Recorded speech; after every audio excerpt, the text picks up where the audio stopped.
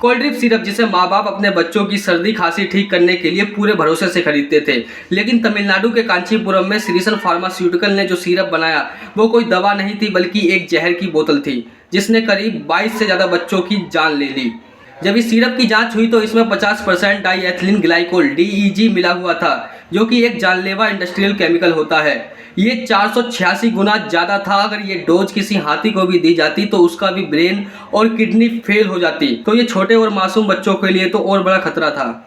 अक्टूबर 2025 की शुरुआत में छिंदवाड़ा के अस्पताल में बच्चे भर्ती होने लगे थे। इनमें सर्दी, खांसी और बुखार के लक्षण देखे गए। डॉक्टर ने cold drip syrup batch SR13 का जो सिरप आता है उसे प्रिस्क्राइब किया, जो कि बाजार में आसानी से मिल जाता था। लेकिन सिरप पीने के बाद बच्चों की हालत बिगड़ने लगी।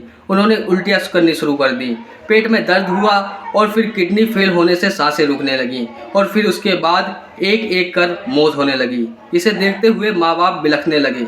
लेकिन इस चीज के लिए जिम्मेदार कौन है? सबसे पहला मैं जिम्मेदार मानता हूँ श्रीसन फार्मास्यूटिकल का लालच को। कंपनी ने मुनाफे के लिए बच्चों की जान से खिलवाड़ किया। उनकी फैक्ट्री में गंदगी, जंग से लगी मशीनें और 350 से ज्यादा नियमों का उल्लंघन हुआ था। 50 किलो प्रोपिलीन ग्लाइकोल बिना इनवॉइस खरीदा गया था, जिसमें DEG पहले से ही मिला हुआ था। दूसरे नंबर पर CDSCO की शर्मनाक नाकामी रही। इन रेगुलेटर्स को श्रीसन की फैक्ट्री का पता तक नहीं था। नियम कहता है कि हर बैच की टेस्टिंग जरूरी है, लेकिन ये स्किप हुआ। WHO ने चेताया, रेगुलेटरी गैप्स है, इंजेक्शन ढीले थे, छोटी कंपनियों पर कोई नजर नहीं।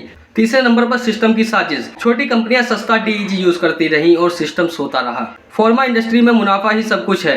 सस्ते केमिकल्स, कमजोर टेस्टिंग्स और रेगुलेटर्स की मिली भगत। मध्य प्रदेश ने 3 FDA अफसर सस्पेंड किए, लेकिन नेशनल लेवल पर सुधार अब भी अधूरा है। कोल्ड ड्रिप सिरप का DNA टेस्ट यही बताता है कि लालच, लापरवाही और सिस्टम की नाकामी ने 22 मासूमों की जान छीन ली। माँ बाप का भरोसा टूटा, परिवार बिखर गया। ये खून से लिखा सबक है, लेकिन मुझे फिर भी नहीं लगता ये गारंटी है कि आगे ऐसे हादसे नहीं होंगे।